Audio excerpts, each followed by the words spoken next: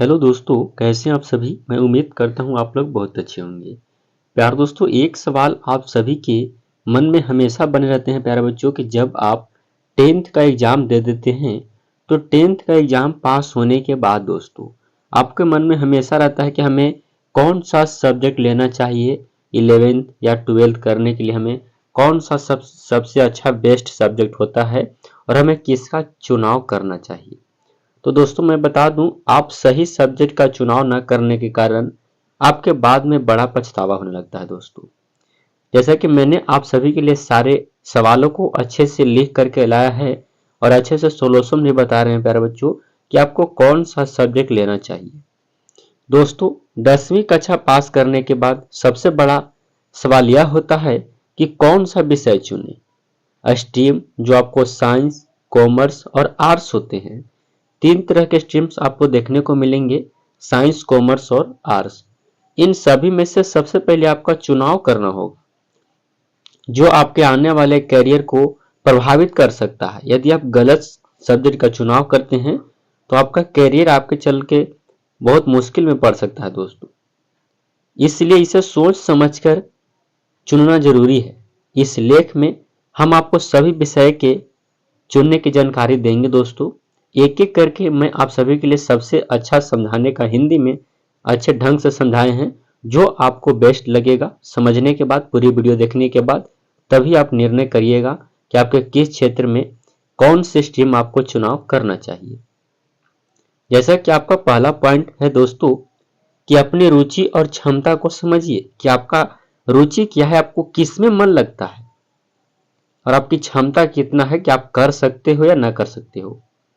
तो सुनिए, सबसे पहले आपको यह जानना जरूरी है कि आपकी रुचि किस विषय में है। मतलब आपको कौन से विषय अच्छे ऐसे हैं जो आपको काफी प्रभावित करते हैं, काफी अच्छे लगते हैं और आप किस क्षेत्र में बेहतर प्रदर्शन कर सकते हैं। और आपको ऐसा कौन सा विषय लगता है कि ताकि हम इस विषय का चयन करें तो हमें काफी अच्छा, मैं अच्छा इसमें कर सकता हूँ, अच्छा रैंक ला सकता हूँ, अच्छी परिस्थिति से पढ़ सकता हूँ।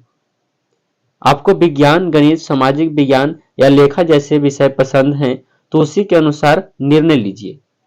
आपको जौन विषय आपको पढ़ने में अच्छा लगता है उसी के अनुसार आपको निर्णय लेना होगा कि मुझे साइंस पढ़ना चाहिए, गणित पढ़ना चाहिए या सामाजिक विज्ञान पढ़ना चाहिए।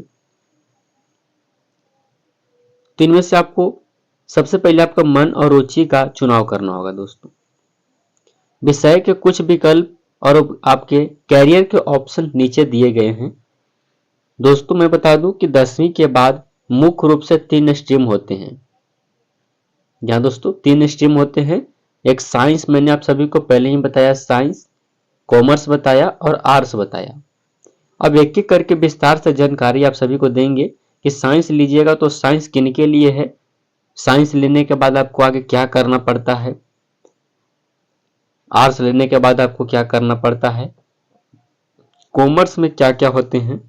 इस तरह से सारी जानकारी आपको यहाँ देखने को मिलेंगी दोस्तों। देखिए, साइंस में आपको एक पीसीएम आता है या पीसीबी या पीसीएमबी, 3 तरह के हो सकते हैं। आपको अगर आपकी रुचि दोस्तों मेडिकल, इंजीनियरिंग या रिसर्च में है तो आपको साइंस स्ट्रीम लेनी चाहिए। इसकी 2 मुख्य शाखा होता है। मतलब आपको अच्छा लगता है कि मेडिकल वाला अच्छा है, इंजीनियरिंग में आपको मन पसंद है, रिसर्च करने में आपको काफी अच्छे लगते हैं तो इन स्ट्रीम का आप चुनाव कर सकते हैं, साइंस स्ट्रीम का चुनाव कर सकते हैं, साइंस ले सकते हैं। अब साइंस के 2 मुख्य शाखाएं हैं कि साइंस में आपको कौन कौन से मुख्य शाखाएं को चुनना होगा। देखिए, पहला जो है दोस्तों वो है कि पीसीएम। पीसीएम में क्या होता है प्यारे दोस्तों, शॉर्ट नेम लिखा गया आपको। पीसीएम में सबसे पहला बात आपको फिजिक्स आएंगे, केमिस्ट्री आएंगे और मैथमेटिक्स आएगा। यह आपको इंजीनियरिंग, आर्किटेक्चर और तकनीकी क्षेत्र के लिए काफी अच्छे विषय हैं। यह आपको इंजीनियरिंग एरिया और आर्किटेक्ट और तकनीकी के लिए आपको काफी अच्छे विषय हैं और इन क्षेत्र में आपको लेकर के जाएंगे। तो आप यदि इन क्षेत्रों में जाना चाहते हैं तो आप साइंस का चुनाव कर सकते हैं।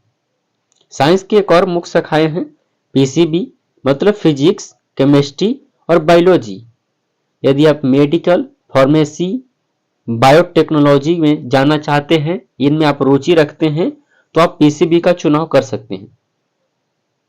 मतलब आपको फिजिक्स केमिस्ट्री और बायोलॉजी, फिजिक्स केमिस्ट्री और मैथ लेना होगा, जिसको पीसीएम कहते हैं। इंजीनियर, आर्किटेक्ट या तकनीकी बनना चाहते हैं तो पीसीएम का चुनाव करिए।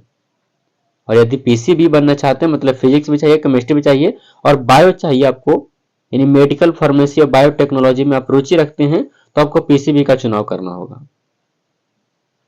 आगे आपका दिए गए नीचे की तरफ प्यारे दोस्तों पीसीएमबी, मैं बता दूं, चलिए इसको बताते इसके बाद। पीसीएमबी मतलब होता है फिजिक्स, केमिस्ट्री, मैथमेटिक्स और बायोलॉजी।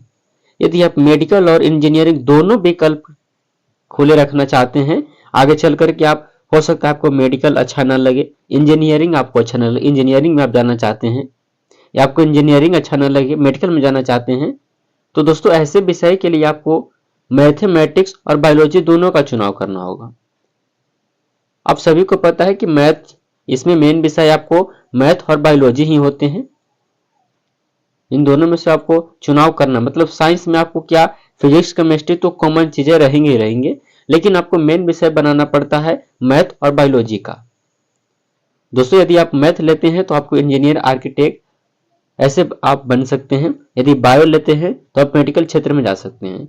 यदि आप दोनों बनना चाहते हैं तो आप फिजिक्स, केमिस्ट्री, मैथ और बायोलॉजी ले सकते हैं। मतलब आपको अनिवार्य विषय तो ऐसे नहीं हो सकता है, आपको दोनों में से कोई एक का अनिवार्य बनाना होगा, और एक आपको ऑप्शनल अब आते हैं, एक्स्ट्रा में आपको आता है दोस्तों। एक्स्ट्रा में आप डलवा सकते हैं, चाहे यदि आप मैथ लिए हैं तो बायो को एक्स्ट्रा में डलवा सकते हैं, यदि बायो लिए हैं तो मैथ को एक्स्ट्रा में डाल सकते हैं। इससे आपको क्या होगा कि आगे चलकर आपको मेडिकल में रुचि नहीं है तो आप इंजीनियरिंग में जा सकते हैं, इंजीनियरिंग में रुचि नहीं है तो आप मेडिकल में जा सकते हैं। तो मेरे हिसाब से आपको पीसीएम भी काफी अच्छा है दोस्तों, पीसीएम भी को लेना चाहिए। बाकी आपकी रुचि है, आप किस क्षेत्र में अपना अच्छे करना चाहते हैं। तो चलिए आगे आपका कॉमर्स है। कॉमर्स के बारे में जानते हैं कि कॉमर्स क्या होता है। दोस्तों कॉमर्स, अगर आपको बिजनेसमैन, अकाउंटिंग, फाइनेंस या बैंकिंग में रुचि है तो आपको कॉमर्स स्ट्रीम के लिए, इससे बेहतर आप कुछ नहीं हो सकता है। यदि आपको लगता है कि हम बिजनेस करना चाहते हैं, अकाउंटिंग करना चाहते हैं, फाइनेंस करना चाहते हैं या बैंकिंग में रुचि रखते हैं, बैंकिंग में आपको ज्यादा मन लगता है, तो आप कॉमर्स का चुनाव कर सकते हैं। इनमें से आप किसी क्षेत्र में आपको रुचि है तो आप कॉमर्स ले सकते हैं। बाकी इसके प्रमुख विषय नीचे दिए गए हैं, वो आप सभी को एक एक करके समझाने का प्रयास करेंगे दोस्तों। चलिए इसकी एक एक विषय आपको नीचे दिए गए हैं। Accountancy, business studies, economics, maths, ये ऑप्शनल आता है आपको। आप इनमें से किसी, इन सभी का चुनाव करते हैं, तब आप जाकर के प्यारे दोस्तों इसमें से आपको इस स्ट्रीम के बाद CA, CS, BCom, BMA, banking, stock market, data analysis क्षेत्र जैसे क्षेत्रों में आप आसानी से जा सकते हैं। आप कॉमर्स का चयन करते हैं तब। इसके बाद आपके क्या आते हैं, इसके बाद आपको आर्ट्स आते हैं, जिसको ह्यूमैनिटीज भी कहा जाता है। तो आर्ट्स किसको लेना चाहिए, ये आप अच्छे तरह से जान लीजिए।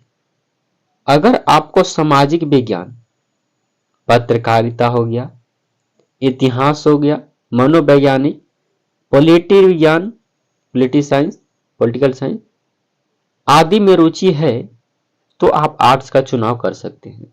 सबसे पहला बात, आपको मन किस में लगता है, इस पर आप जिक्र करिए कि आपको कौन से विषय पढ़ने में या कौन से क्षेत्र आपको काफी अच्छे लगते हैं। कुछ ऐसे बच्चे हैं जिनको मेडिकल अच्छा लगता है, तो कुछ ऐसे बच्चे हैं जिनको मेडिकल काफी अच्छा नहीं लगता है, इंजीनियर बनना अच्छा लगता है। तो सबसे पहला बात, आपके मन क्या कहता है, आपका दिल, अपने दिल को सुनिए और आप उस क्षेत्र में मेहनत करने पर, ऐसा नहीं है कि हमारा मन तो करता है कि प्रधानमंत्री बने, लेकिन आप प्रधानमंत्री कैसे बनिएगा। तो दोस्तों आप जिसका पद का चुनाव करिएगा, मतलब जिस क्षेत्र में जाना चाहते हैं उसके अनुसार आपको मेहनत भी करने होंगे। यदि आप मेहनत करना चाहते हैं तो उस विषय का अवश्य चुनिए। जहां दोस्तों यदि सामाजिक विज्ञान, पत्रकारिता, इतिहास, मनोविज्ञान, राजनीतिक विज्ञान आदि में रुचि है तो आप आर्ट्स का चुनाव कर सकते हैं। इनमें आप जाना चाहते हैं क्षेत्र में, तो अब इसके कुछ विषय नीचे दिए गए हैं, उसकी हम चर्चा करेंगे। देखिए, इसकी विषय आपको हिस्ट्री, पॉलिटिकल साइंस जिसको इतिहास हिस्ट्री को कहा जाता है, पॉलिटिकल साइंस आपको राजनीतिक विज्ञान देखने को मिलेंगे, इकोनॉमिक्स देखने को मिलेंगे आपको अर्थशास्त्र, मनोविज्ञान साइकोलॉजी मिलेगा और ज्योग्राफी मिलेगा। बाकी आपको ऑप्शनल आते हैं, आपकी इच्छा के अनुसार डालने के लिए इसमें आता है। तो इस विषय का चुनाव करने के बाद आप किन क्षेत्र में जा सकते हैं। इस स्ट्रीम से आगे चल करके यूपीएससी जो कि काफी इंडिया का सबसे टफ एग्जाम होता है प्यारों, उसको काफी अच्छा है, आईएएस आईपीएस इसी से बनते हैं। Law, journalist, teaching, social work, public administration, photography, designing जैसे करियर ऑप्शन इसमें उपलब्ध है। यानी इनमें से आपको जो भी आपको अच्छा लगता है करने में, तो आप आर्ट्स का चुनाव करिए। तो सबसे पहला बात, सबसे मेन पॉइंट यही है दोस्तों कि आपका रुचि क्या कहता है, आपका मन क्या कहता है, उसके आधार पर आप इन विषयों का चुनाव करिए।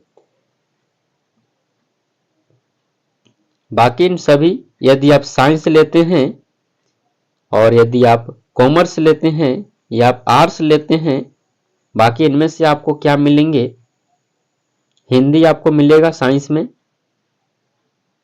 कॉमर्स में हिंदी मिलेगा दोस्तों, आर्ट्स में आपको हिंदी मिलेंगे, इंग्लिश मिलेंगे इनमें सभी में, और बाकी आपको खुद से चुनाव करने होंगे। तो मैंने आप सभी को बारीकी बारीकी से अच्छे ढंग से आप सभी को बताया। तो आप सबसे पहला अपने मन को मनाइए कि आप किस क्षेत्र में अच्छा करना चाहते हैं, किस क्षेत्र में आपको ज्यादा मन लगता है, उस क्षेत्र में आप जाइए और उस क्षेत्र में काफी अच्छे करिए। ऐसा आपको चुनाव करने से नहीं होगा कि साइंस का चुनाव करनी है बट पढ़ नहीं रहे हैं, तो ऐसा नहीं चलेगा बच्चों। तो आप अच्छे स्ट्रीम का चुनाव करिए। सबसे पहले अपने मन को मनाइए कि आप किस क्षेत्र में जाना चाहते हैं, क्योंकि इस क्षेत्र में आने के बाद यदि गलत चुनाव करते हैं, आगे आपको इनमें मन नहीं लगता है, तो आपकी कैरियर पर काफी ज्यादा प्रभाव पड़ते हैं दोस्तों।